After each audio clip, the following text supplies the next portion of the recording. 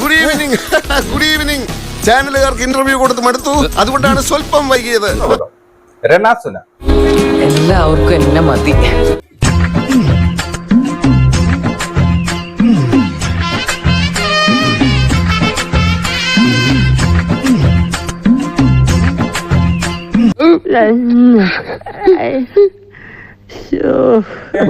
ആൾക്കാരെ കണ്ട് ചിരിക്കാൻ വേണ്ടി മാത്രമായിട്ട് കിടന്ന് കാണിക്കുന്നത് പോലെയൊക്കെ എനിക്ക് തോന്നുന്നുണ്ട്. പിന്നെയാണ് നമ്മൾ കേൾക്കുന്നത് ഇവള് ദുബായി പോകുന്നു എന്ന് പറഞ്ഞുകൊണ്ടുള്ള ഒരു വീഡിയോ. അത് അടുത്ത ദുബായിൽ പോകുന്നുണ്ട്. 25-ാം തീയതി. എത്ര ദിവസം ഉണ്ടാവും അവിടെ? ഒരു 15 ദിവസം.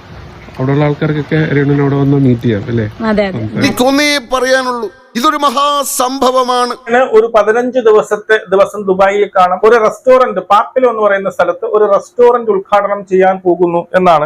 ഇതിൽ വലിയ കാര്യങ്ങളൊന്നുമില്ല, പെട്ടെന്ന് തട്ടിക്കൂട്ടിയതാ. ഇൻസ്റ്റയില് ഈ ദുബായിൽ പോയ ആ ഒരു റെസ്റ്റോറന്റ് ഉദ്ഘാടനം എന്ന് പറഞ്ഞു പോയ സ്ഥലത്ത് ഒരു ഡാൻസ് കളിക്കുന്ന ഒരു സാധനം ഇട്ടിട്ടുണ്ട്. സത്യം എന്റെ ഈ നേട്ടത്തിൽ ഒരു മലയാളിയും അഭിമാനം കൊള്ളണം.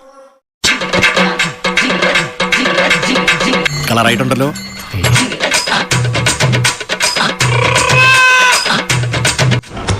ഒന്ന് വിളിച്ചോണ്ട് പോടോ. കണ്ടോ ബാക്ക്ഗ്രൗണ്ട് കണ്ടോ? എന്താ ഇവിടെ? ഞാൻ ഇനി ഇവിടെ തന്നെയല്ലേ. മനസ്സിലായോ സംഭവം എന്താണെന്ന്? ഇത്രയും കാണിച്ചു. അതായത് അതൊരു ബാറാണ്. അവരൊരു ബാർ ഡാൻസർ ആയിട്ടാണോ താങ്കൾ പോയത്? ലജ്ജാവകം കേട്ടോ. ഇത്രയും തരം താഴ്ന്നു പോയി. എന്തോന്നു ക്യാമറ ഡാൻസ് ആണ് കളിക്കാൻ പോയത്. ഉള്ള സമയം കൊണ്ട് മാക്സിമം പണം അടിച്ചെടുക്കണം. ദീപസ്തംഭം മഹാശ്ചര്യം നമുക്കും കിട്ടണം.